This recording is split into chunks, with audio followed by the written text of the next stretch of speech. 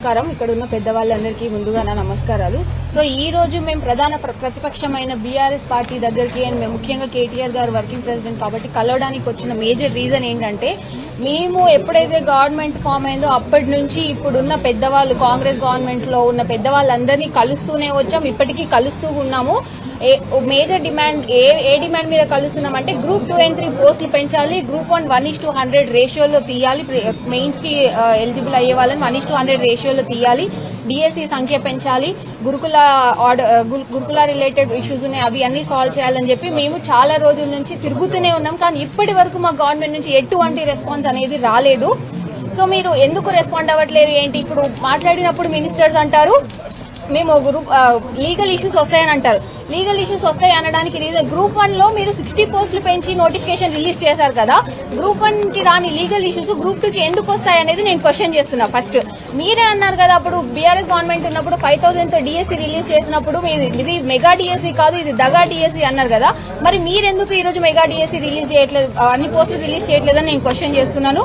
ఇంకా గురుకుల related issues కూడా ఇప్పటి వరకు ఎవరు ఎటువంటి ఏ రకంగా స్పందన, మొన్న మేము ధర్నా చేసినప్పుడు కూడా ఎంతసేపు ఉన్నా మిమ్మల్ని పార్టీ వాళ్ళు రెచ్చగొడితే చేస్తున్నారు అది అంటున్నారు.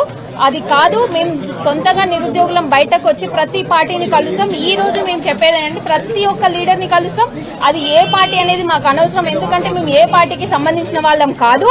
ఎందుకంటే కొంతమంది పని కట్టుకొని కొంతమంది ఆవారగాలి పని చేస్తున్నారు, ఒక పార్టీని రెచ్చగొడితే చేస్తున్నారు అంటారు. కాబట్టి నేను చెప్పేది ఒకటే గవర్నమెంట్ కి, మేము ఏ పార్టీకి సంబంధించిన వాళ్ళం కాదు.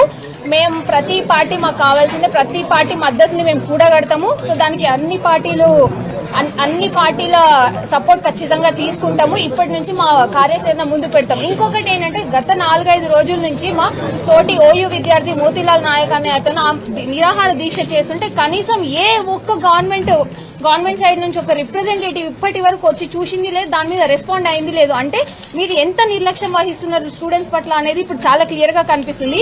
ఇదే ఈ రోజున్న పెద్దలే ఒకప్పుడు మా దగ్గరికి వచ్చి మీరు 30 లక్షల మంది ఉన్నారు, 30 లక్షల మంది ఇంటూ 3 వేసుకుంటే 90 లక్షల మంది, ఈ ఈక్వేషన్ చెప్పింది ఎవరో కూడా కాదు రేవంత్ రెడ్డి గారు చెప్పారు.